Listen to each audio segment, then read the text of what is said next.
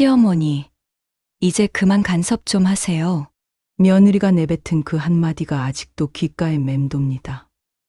나는 그저 아들 부부가 잘 살기를 바랐을 뿐인데 말이지요. 저는 평생 아들 하나만 바라보고 살아왔습니다. 남편을 일찍 여의고 홀로 아들을 키웠습니다. 새벽 5시에 일어나 식당에 나가고 밤늦게 돌아와 아들의 빨래를 개는 게 일상이었습니다. 손이 부르틀 만큼 설거지를 하고 발이 퉁퉁 부을 만큼 서빙을 했습니다. 그렇게 모은 돈으로 아들을 대학까지 보냈지요. 엄마, 나 결혼하고 싶어요. 30을 앞둔 아들이 여자친구를 데려왔을 때 나는 기뻤습니다. 키가 크고 얼굴이 예쁜 여자였습니다. 명문대를 나왔다고 했습니다. 아들이 좋은 짝을 만났다고 생각했지요. 혼수는 어떻게 준비하실 건가요? 예비 며느리가 조심스럽게 물었습니다. 나는 그동안 모아둔 노후 자금을 떠올렸습니다. 통장에 찍힌 숫자들이 머릿속을 스쳤습니다. 20년 넘게 한 푼 두 푼 모은 돈이었습니다. 서울에 아파트 하나 마련해 줄게요. 내 입에서 그 말이 나왔습니다. 아들의 얼굴이 환해졌습니다. 며느리감이 웃으며 어머니, 감사합니다. 했습니다. 나는 뿌듯했습니다. 강남은 아니었지만 지하철역에서 가까운 괜찮은 곳이었습니다. 25평짜리 아파트였습니다. 계약서에 도장을 찍는 순간 통장 잔고가 바닥났습니다. 하지만 마음은 가벼웠습니다. 부모 된 도리를 다 했다고 믿었으니까요. 이제 살림 걱정 말고 행복하게 살아라. 결혼식 날 나는 아들에게 그렇게 말했습니다. 아들이 고개를 숙여 인사했습니다. 며느리도 함께 절을 했습니다. 신혼살림을 시작한 지 석 달쯤 지났을 때였습니다. 아들에게서 전화가 왔습니다. 엄마, 우리 집에 한번 놀러 오세요. 나는 들뜬 마음으로 아들 집을 찾아갔습니다. 손에는 과일 바구니를 들었습니다. 아들 부부가 좋아할 만한 음식 재료도 챙겼습니다. 초인종을 누르자 며느리가 문을 열어줬습니다. 표정이 굳어 있었습니다. 거실에 들어서니 아들도 어색하게 웃고 있었습니다. 그날 저녁, 내가 해준 저녁 식사를 하면서 며느리가 말했습니다. 시어머니, 이제 그만 간섭 좀 하세요. 나는 무슨 말인지 몰랐습니다. 나는 그저 아들 내외가 잘 살기를 바랐을 뿐인데 말입니다. 결혼 후 첫 추석이었습니다. 나는 일주일 전부터 준비를 시작했습니다. 시장에 나가 좋은 과일을 골랐습니다. 갈비와 생선도 샀습니다. 냉장고를 가득 채웠습니다. 아들 내외가 오면 맛있는 음식을 대접하고 싶었습니다. 명절에는 우리 집에 오는 거지. 미리 전화로 확인했습니다. 아들이 잠시 뜸을 들이더니 대답했습니다. 네. 엄마, 갈게요. 목소리가 평소와 달랐습니다. 뭔가 주저하는 느낌이었습니다. 하지만 나는 대수롭지 않게 여겼습니다. 명절 아침, 나는 새벽부터 부엌에 섰습니다. 전을 부치고 나무를 묻혔습니다. 30년 넘게 해온 일이지만 그날따라 더 정성을 들였습니다. 며느리가 처음 맞는 명절이니까요. 오전 10시쯤 아들 부부가 도착했습니다. 아들은 웃으며 인사했습니다. 엄마, 안녕하세요. 며느리는 뒤따라 들어왔습니다. 인사는 했지만 표정이 굳어 있었습니다. 피곤해 보였습니다. 어서 와요. 얼굴이 안 좋은데 괜찮아요? 내가 물었습니다. 며느리가 억지로 웃었습니다. 네, 괜찮아요. 거실 소파에 앉더니 핸드폰만 들여다봤습니다. 나는 부엌으로 돌아갔습니다. 아들이 따라 들어왔습니다. 엄마, 제가 도와드릴게요. 그래. 고마워. 명절이라 음식이 많구나. 함께 전을 부치고 음식을 차렸습니다. 며느리는 끝내 부엌에 들어오지 않았습니다. 나는 속으로 이상하다 싶었습니다. 하지만 말하지 않았습니다. 점심 식사를 차렸습니다. 상에는 음식이 가득했습니다. 아들이 며느리를 불렀습니다. 여보, 밥 먹자. 며느리가 무거운 몸을 일으켰습니다. 상 앞에 앉았습니다. 젓가락을 들었지만 음식을 거의 먹지 않았습니다. 입맛이 없어요? 내가 물었습니다. 며느리가 고개를 끄덕였습니다. 요즘 피곤해서요. 그럼 이거라도 먹어봐요. 내가 아침부터 만든 건데. 나는 잡채를 권했습니다. 며느리가 조금 먹더니 젓가락을 놓았습니다. 식사를 마치고 설거지를 시작했습니다. 아들이 또 도와주겠다고 했습니다. 며느리는 다시 소파에 앉았습니다. 며느리도 좀 쉬게 해요. 처음이라 힘들겠어요. 나는 아들에게 그렇게 말했습니다. 아들이 고개를 끄덕였습니다. 오후 4시쯤 며느리가 아들에게 뭔가 속삭였습니다. 아들이 난처한 표정을 지었습니다. 엄마, 저희 이제 가봐야 할 것 같아요. 벌써 저녁도 먹고 가지. 아니에요. 집에 일이 좀 있어서요. 아들 부부는 서둘러 짐을 챙겼습니다. 현관문이 닫혔습니다. 나는 텅 빈 거실에 홀로 남았습니다. 상 위에는 음식이 그대로 남아 있었습니다. 정성스럽게 만든 저는 반도 먹지 않았습니다. 나는 천천히 설거지를 시작했습니다. 처음이니까 적응이 필요하겠지. 스스로를 달랬습니다. 하지만 가슴 한편이 섭섭했습니다. 그날 밤 나는 잠을 이루지 못했습니다. 며느리의 피곤한 표정이 자꾸 떠올랐습니다. 아들의 난처한 눈빛도 잊혀지지 않았습니다. 다음 날 아침 아들에게 문자를 보냈습니다. 어제 고생했어. 잘 들어갔지? 답장은 한참 뒤에 왔습니다. 네. 엄마, 잘 들어왔어요. 짧은 문장이었습니다. 평소의 아들답지 않았습니다. 나는 뭔가 잘못되고 있다는 걸 느꼈습니다. 하지만 무엇이 문제인지 알 수 없었습니다. 그저 시간이 지나면 나아지겠거니 생각했습니다. 2달이 지났습니다. 추석이 다가왔습니다. 나는 다시 전화기를 들었습니다. 이번에는 며느리에게 직접 전화했습니다. 아들을 통하는 것보다 낫겠다 싶었습니다.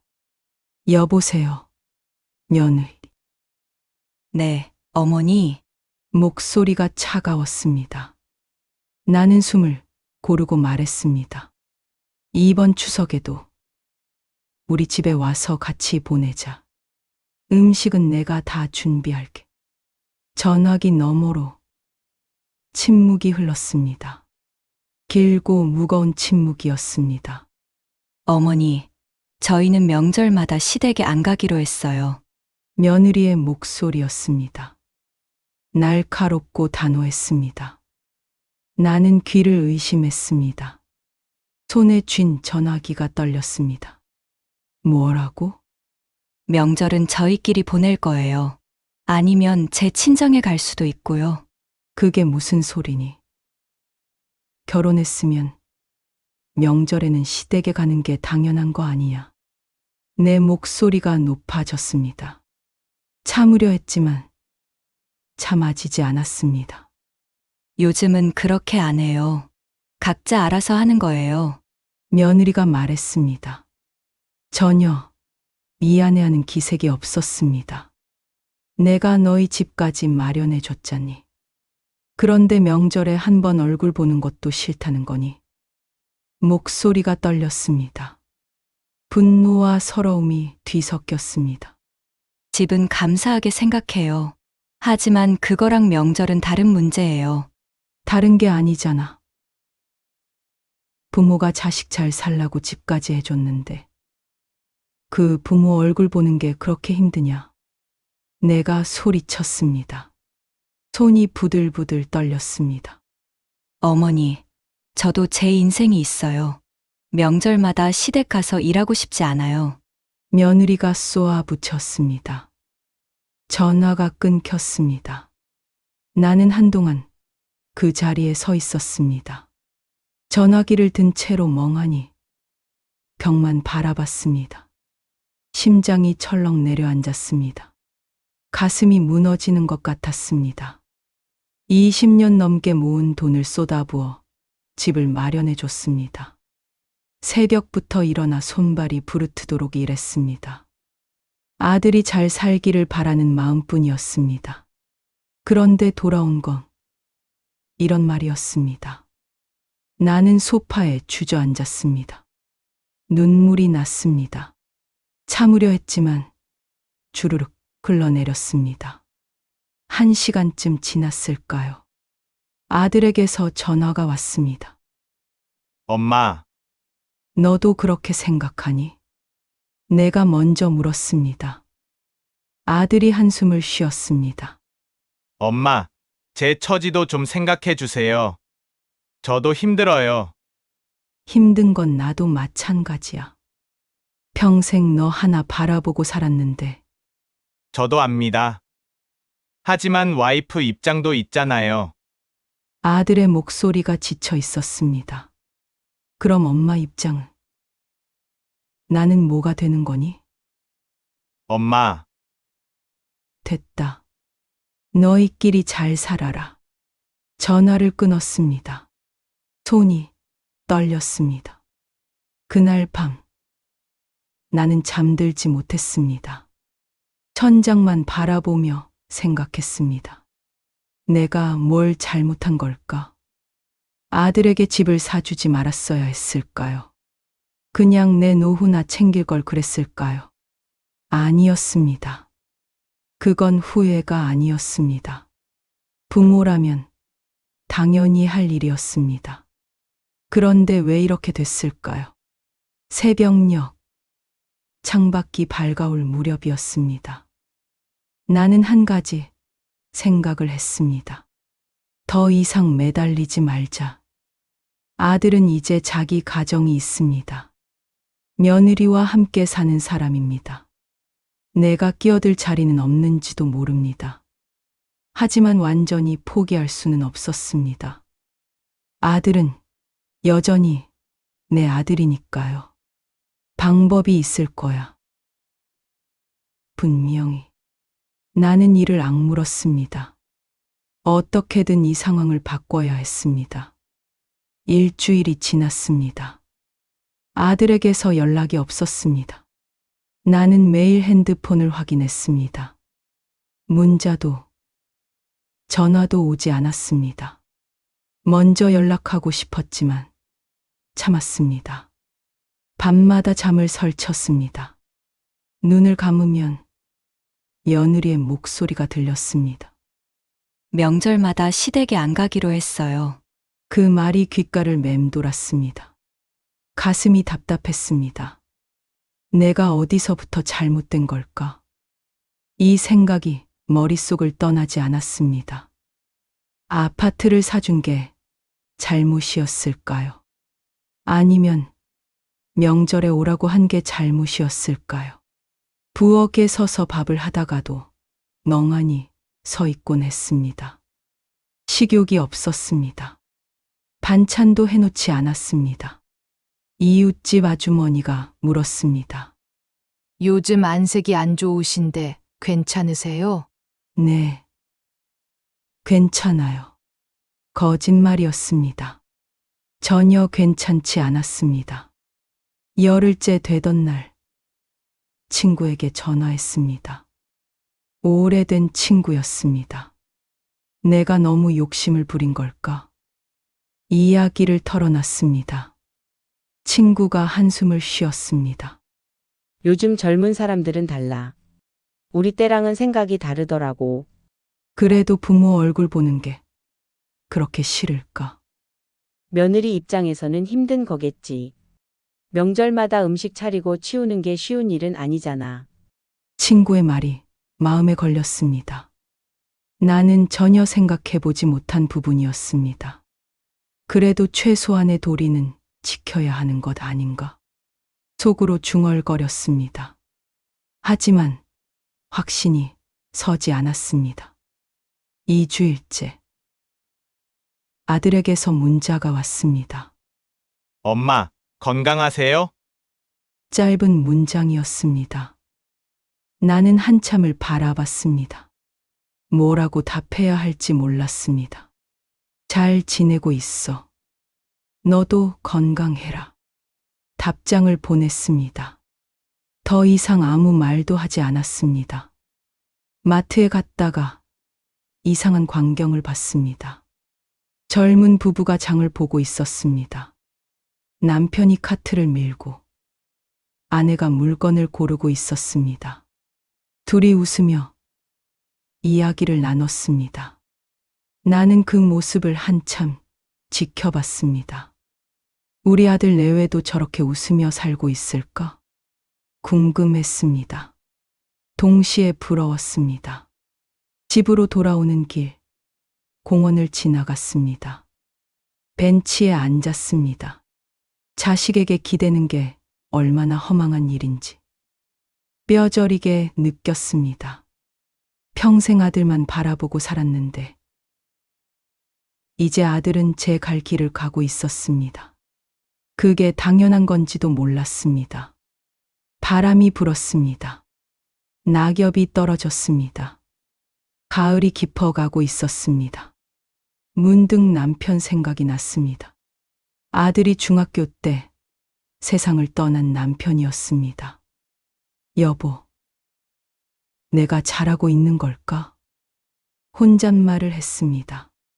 대답은 없었습니다. 집에 돌아와 서랍을 열었습니다.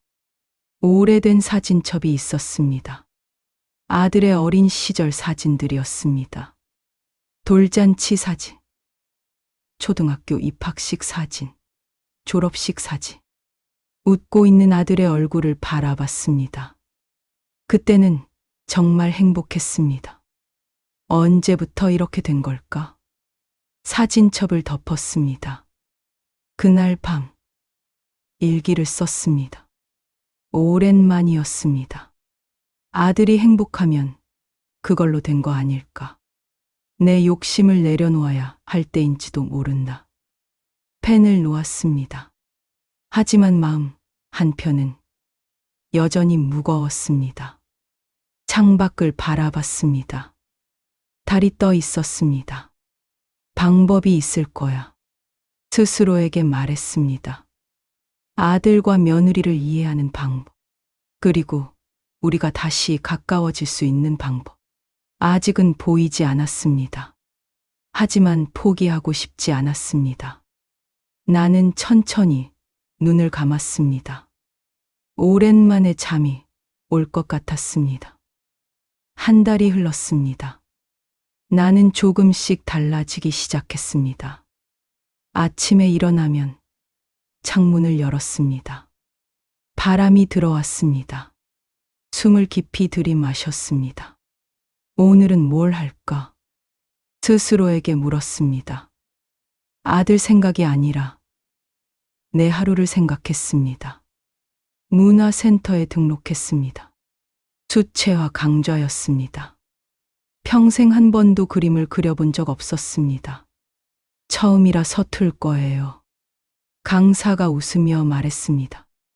괜찮아요. 천천히 배우면 되죠. 나도 웃었습니다. 오랜만에 진심으로 웃는 것 같았습니다. 붓을 들고 종이에 색을 입혔습니다. 서툴렀지만 즐거웠습니다. 2시간이 순식간에 지나갔습니다. 집으로 돌아오는 길, 카페에 들렀습니다. 커피 한 잔을 주문했습니다. 창가에 앉아 사람들을 구경했습니다. 이런 게 내 시간이구나. 문득 깨달았습니다. 누군가를 위해 쓰는 시간이 아니라 오롯이 내 것인 시간이었습니다. 핸드폰이 울렸습니다. 아들이었습니다. 엄마, 이번 주말에 뵐 수 있을까요?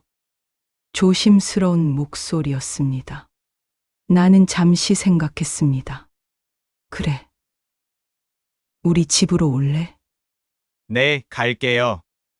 전화를 끊었습니다. 예전 같았으면 들뜬 마음으로 시장에 달려갔을 것입니다. 하지만 이번에는 달랐습니다. 간단하게 준비하자. 무리하지 않기로 했습니다. 주말이 왔습니다. 아들이 혼자 왔습니다.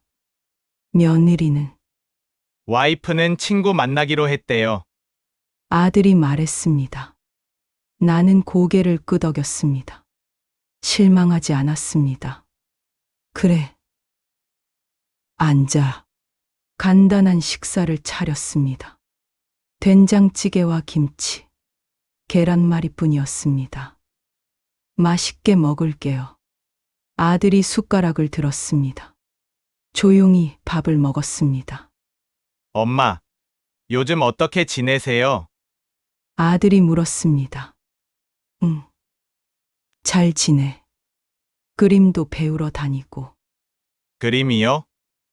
아들이 놀란 표정을 지었습니다. 응.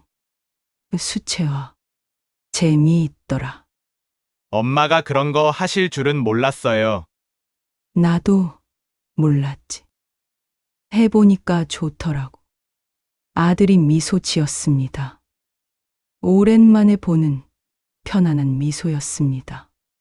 식사를 마치고 설거지를 했습니다. 아들이 옆에서 보았습니다. 엄마, 지난번에는 죄송해요. 아들이 말했습니다. 나는 손을 멈췄습니다. 됐어.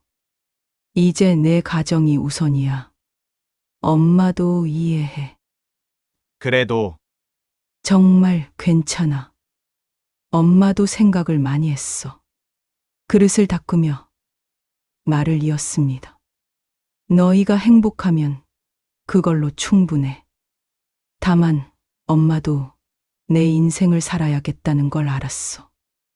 아들이 고개를 끄덕였습니다. 엄마, 감사해요. 항상.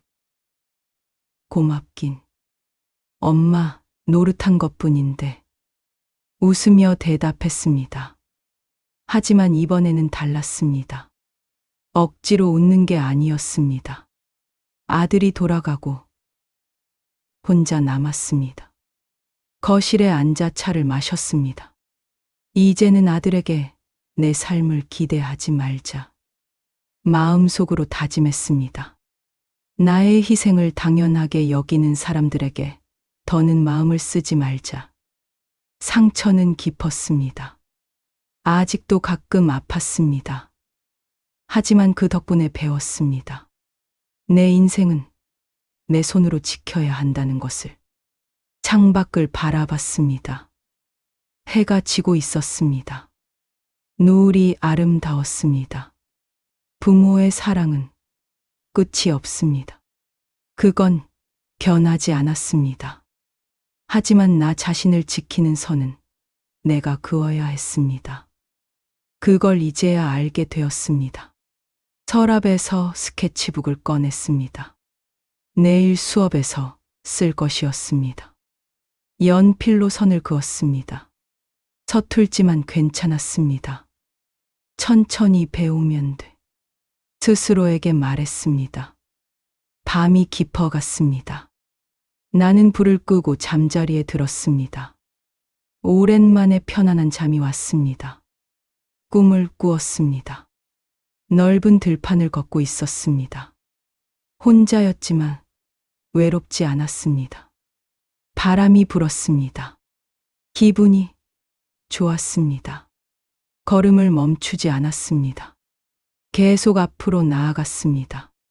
그렇게 나는 내 길을 걸어가기 시작했습니다.